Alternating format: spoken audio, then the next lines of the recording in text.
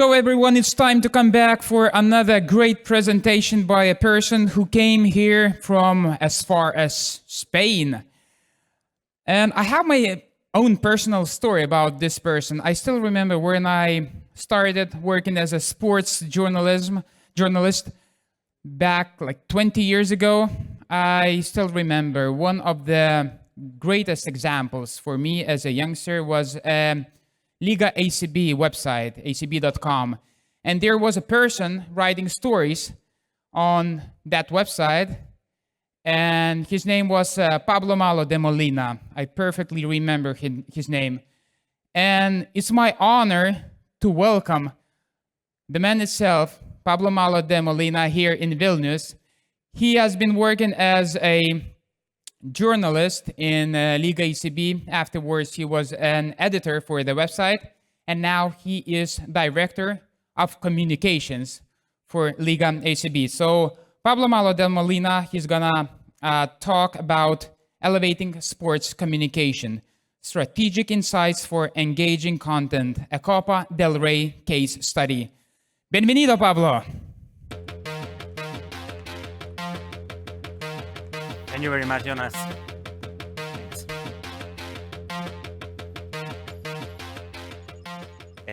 Hello, everyone. Thank you very much, Sportbiz, Ovidius, everyone for having me, for having ACB, having the Spanish basketball here in Vilnius. And of course, thank you to all the sponsors, Neodent and everyone, because I think this event is really a big thing, and I hope it's a big success like it looks. So I'm just going to talk, I guess we're in Lithuania, it's a basketball crazy country. So I think most of you know what ACB is. ACB is the Spanish Basketball Clubs Association, and we organize every professional basketball competitions in Spain. The League, La Liga Andesa, and then Copa del Rey, that is the King's Cup, that you probably know the format, you probably know how it is.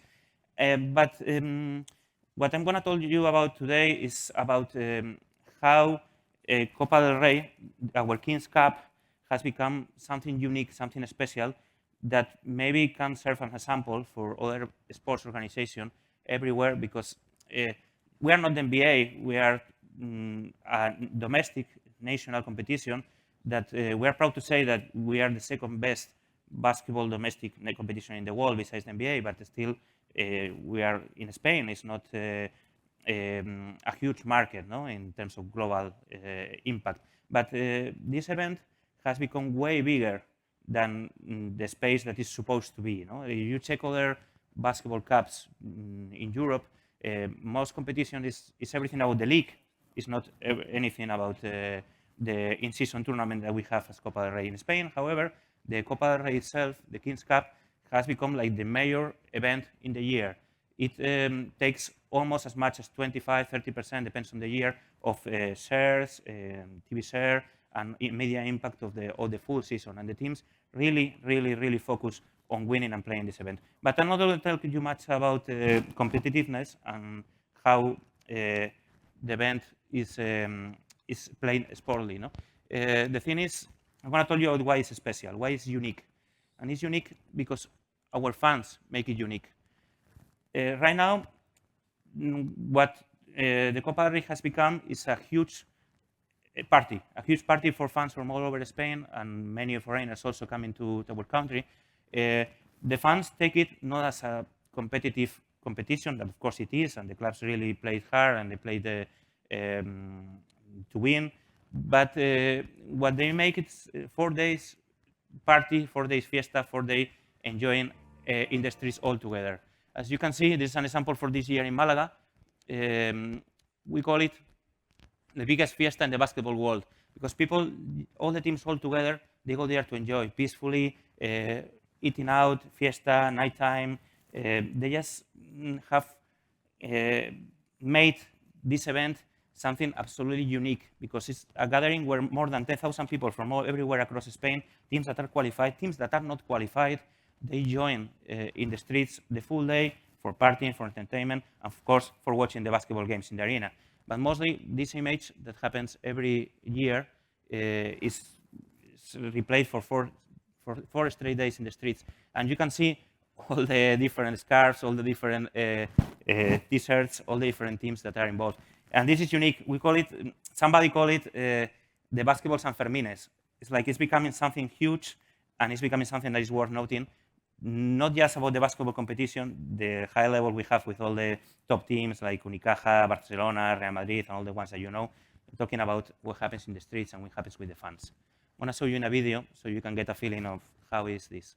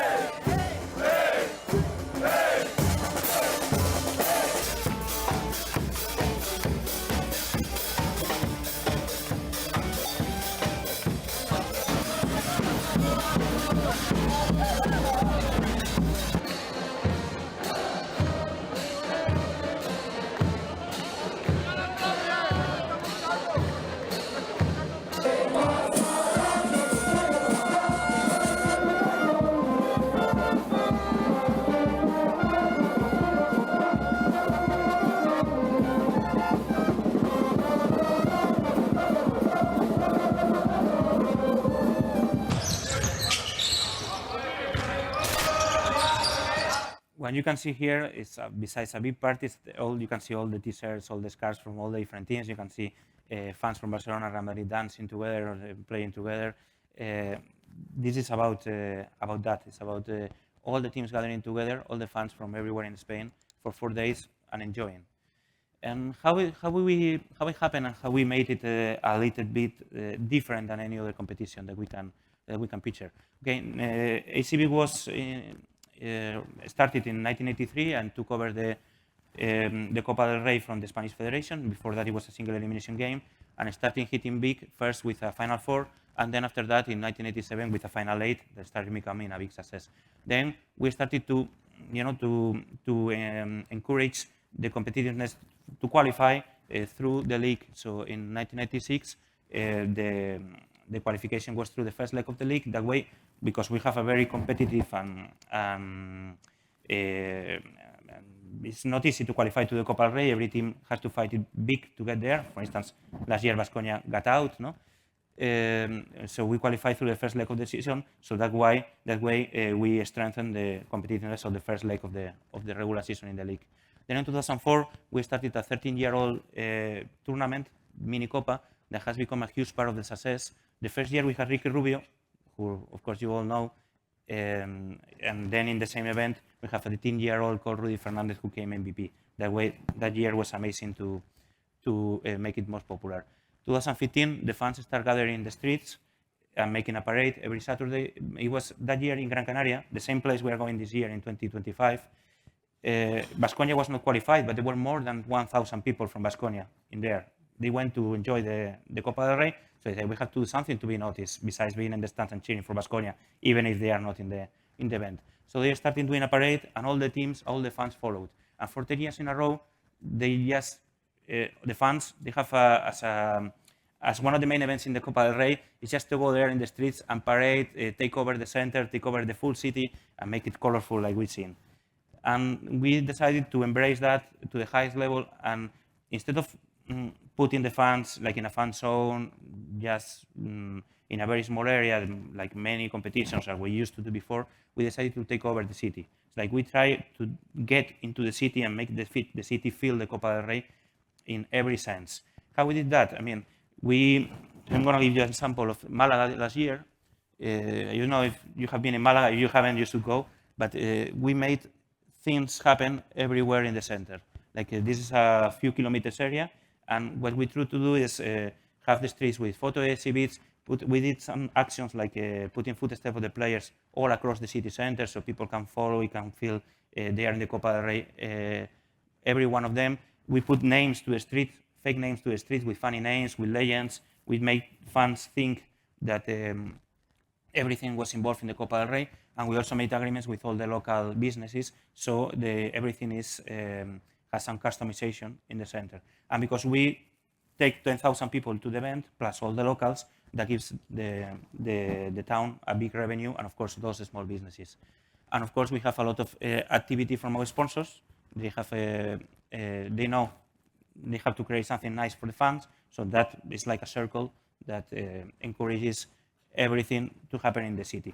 And because we decided to take over the center and to go straight to the fans, we had to give them a very interesting or very important entertainment proposal. It's not just about the games, we had to create something big around the games. So that's, we try to do for instance, in this fan zone, as some examples for the last couple of years, we have live concerts of very important artists in Spain. We have a 3-on-3 cage, that we call it, La Jaula, that is not just a basketball event, it's like a show itself. We had photo exhibits everywhere, and we had last year like a huge drone show in the bay in Malaga. That's an example of just a few things that we try to do in the fan zone. But what I can say, we try to go with entertainment. We try to go a little bit bigger on that. We decided that fans are already coming to the games. The games are packed. We sell the tickets in 5 minutes, okay? When we start the Copa del Rey, and they are not cheap. But the thing is that we want them to have the biggest experience. We want the people who are not going to the games in the city to live the event to the maximum, and we want also the sponsors to get engaged with a full circle 360 content.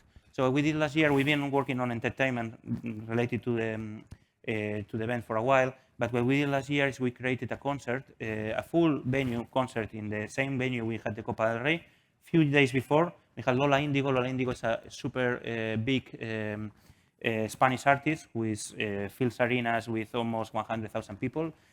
She's huge, and she took like the opening event for the Copa del Rey. It's the first time we do that, and we're going to continue doing that. We have a partner with Never Say Never. Never Say Never is a startup by Andrés Iniesta, the footballer, and they are specialists in entertainment, and we built a very nice show.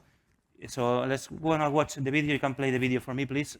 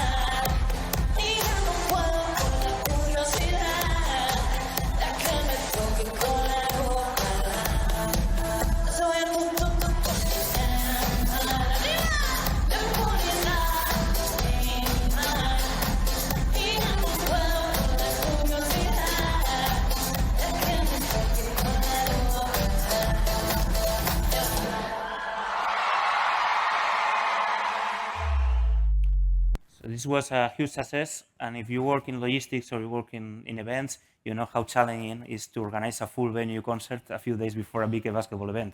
So it was a big challenge in terms of logistics, and our team, the team from the events, they make a huge work here. So, like I say, it's not just about entertainment with this concert or with this just big event. We try to put a lot of music and a lot of entertainment through all the games, so the fans who were there, they have the best experience. It's not just in the arena. We try to do in the streets, like we say, we do live concerts with even thousands of people in the streets in the city. But I'm going to give you just a couple of examples. In the picture, I want to show you, because it's a very long video, we had a Sadek who came to the Copa del Rey a couple of years ago, and this year he was in the closing ceremony of the Euro 2024.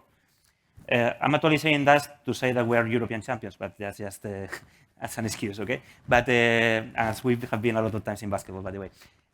So we are very proud to have our basketball and our sports. And if you can play also the video for the concert we had this year in the arena, please. You can play the video in the upper screen. Thank you.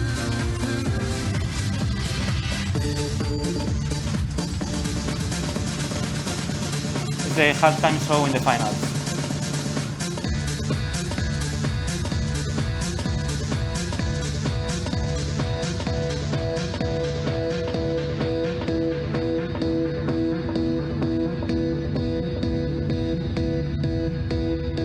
Che confusione sarà perché ti amo, è un'emozione che cresce piano piano. Stringimi forte e stammi più vicino, se ci sto bene. A ver qué suena por aquí. Ti amo, io canto a ¿Cómo se llama por aquí? c'è il tuo respiro, è primavera. Vamos a ver estos brazos. ¿Dónde están? Ma ti ringraziamo che te ne ¡Arriba! sarà perché ti amo.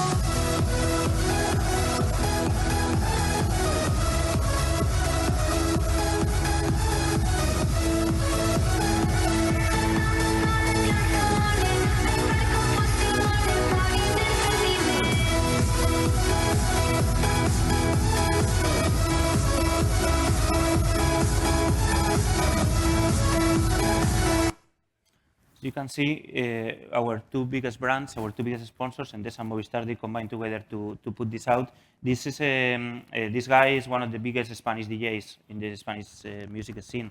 So it was a big show, and everybody stayed in the arena for it, and it was like also a big success. But it's just giving this an example of how we try to portray the event and how we try to go beyond the strength of basketball. Just a quick reminder or a slide of how it works in terms of competition, because I'm talking mostly about the spontainment. We have like a final 8, it's a knockout stage. You see there's 8 teams, elimination round for quarterfinals, semifinals, and finals. 4 days. Thursday 2 days, so 2 games. Friday 2 games, and Saturday semifinals, finals on Sunday. And we are the Copa del Rey tournament is joined by the Mini Copa, Mini Cup. Mini Cup is like a tournament for under 14-year-old kids. We started in 2004. It's 20 years now, and it has become something really huge. It's not just like a side event. It's way more than that. I'm gonna show you is the best 8 teams that qualify in a previous tournament that is played in December.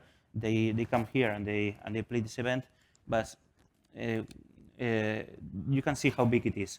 This is last year in Badalona, 2023.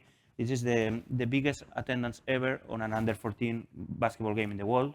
It's about 9,000 people in there. This year it was 5,000 in Malaga at the same time that there were other events in the city. Every year it gets a full, really full interest. The video views just of the Mini Copa content is more than 13 million in the Copa del Rey in a span of 4 days. This event, the Mini Copa, we have seen so many young talented players. We started with Ricky Rubio in 2004, then Luka Doncic, Domantas Sabonis, he played there. I was talking before to Julius, a colleague from Basket News. He was reminding me about this, and the thing is, when Domantas Sabonis played, he was a chubby kid. He didn't have many expectations of becoming a top player at all. So he just enjoyed the experience like all these kids do. I mean, just barely a very little percentage of them will reach professional basketball. So they just enjoy. We make a big experience for them. No, we had Wembanyama even play this tournament because he came for Barcelona for a few days. So it's a tournament that is the place to be for all young basketball in Europe. I'm gonna just show you a quick video on how is the event from a sports view.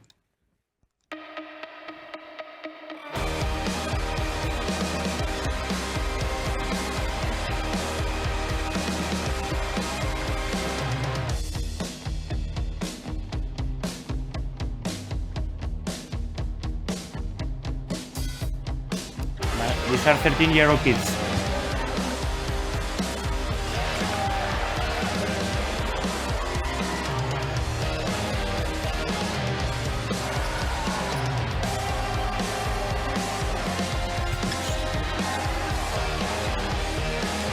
The final is played in the same arena as the Copa del Rey.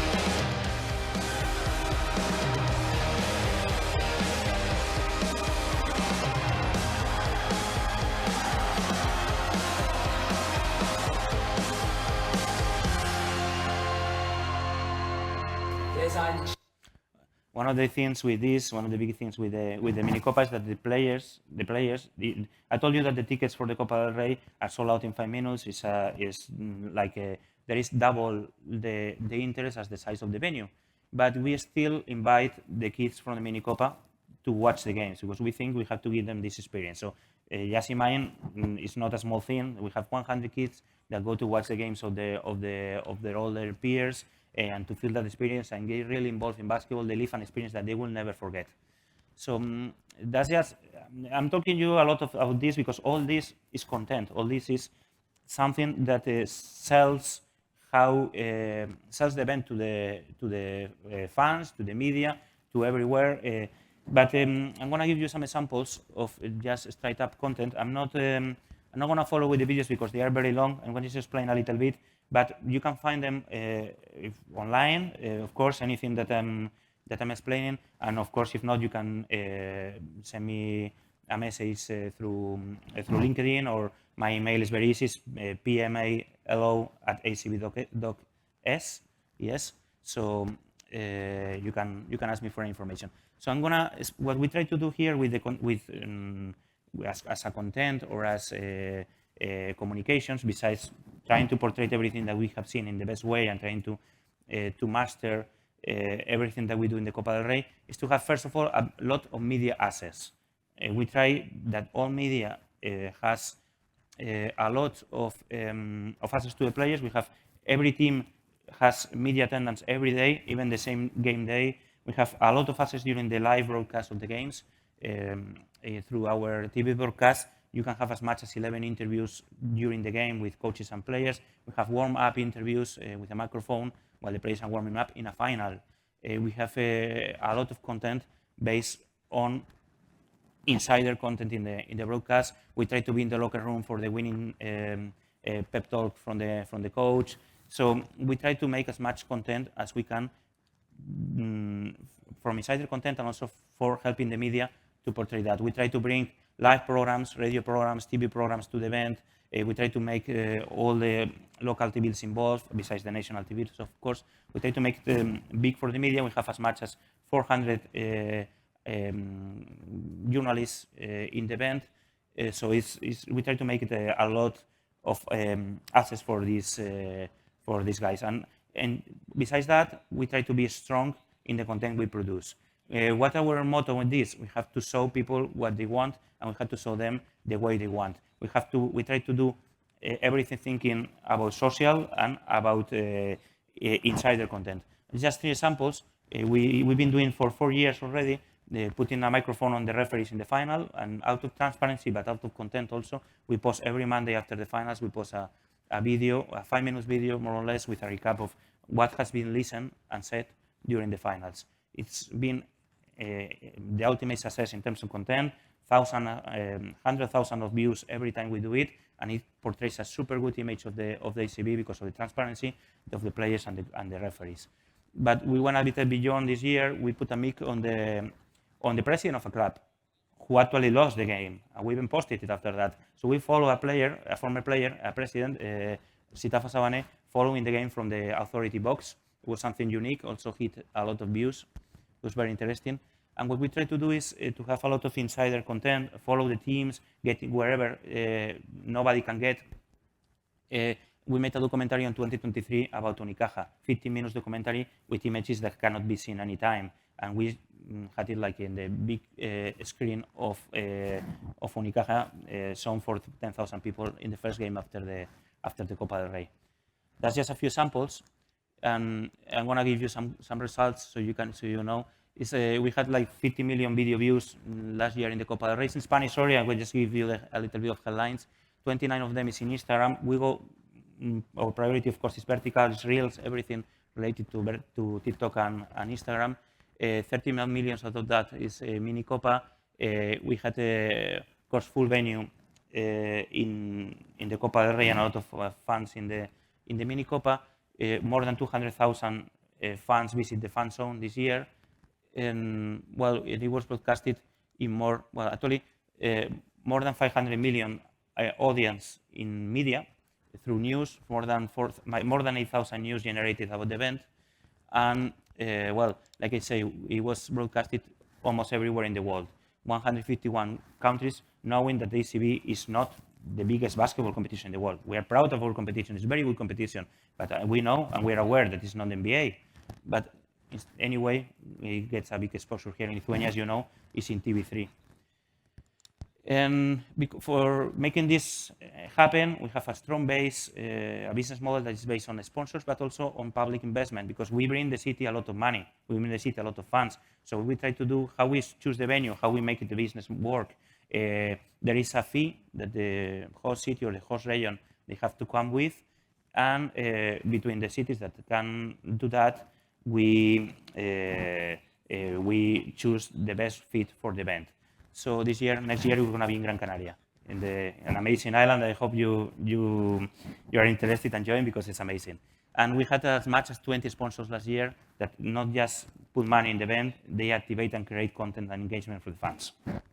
And at least for some big numbers, I'm almost over, Jonas, I know I'm out of time. These are some big numbers about the Copa del Rey. We have just a recent study that shows that the value of the brand itself is 14.7 million euros, just the name of the brand. And the impact to the host is 21 million every single edition, with a 9.7 million euros direct expense. That's exactly counting money that is paid in the city by the fans and by the organization, with an estimated 52 million media impact. So as we say, we're talking big numbers here that make this event something big, way beyond the competitiveness of the basketball that is played in the event. Besides that, I would be happy to take any questions about the Copa del Rey, about anything related to ACB, Spanish basketball, whichever thing you are interested, I'm happy to hear. Pablo Malo de Molina, thank you for your presentation, and we still have some time for your questions before the next presentation.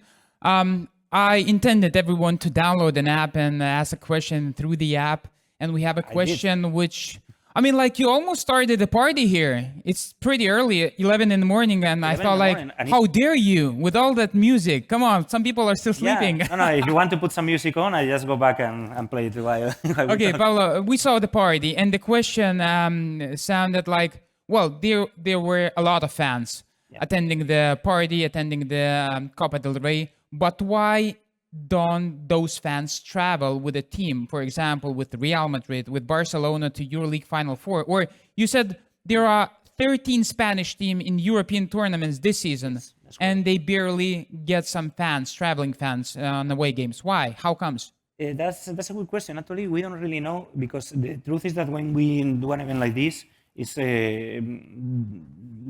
thousands of fans, and even more fans from those teams that they come to the Final Four, they travel to the event, because I think it's not just because of the competitiveness of the event, it's about what is around. So I think, first of all, for the EuroLeague Final Four, or for the international competitions, the first thing is money. I mean, traveling abroad and the prices it gets is not easy, and also it's maybe difficult to arrange as much people as the Greek teams or even Lithuanian with Žalgiris, no, they get. But when it comes to events like Copa del Rey, they just come in thousands.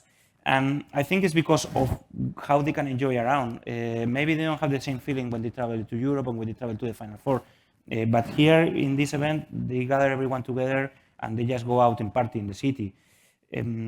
That's not possible in many other competitions, no? Because there's some security concerns, or maybe just they haven't been together for so much time, no? To be able to click with other fans. There is a lot of stories here about the fans that get married or girlfriends between themselves in the Copa del Rey. There's a lot of love stories coming out from there. You should start a Tinder app or something like that in the Copa del Rey, because it's really getting. We saw some pictures here in the video also. Okay, thank you for this answer. And another question for you sounds, what's more important, engagement or followers you get from Copa del Rey?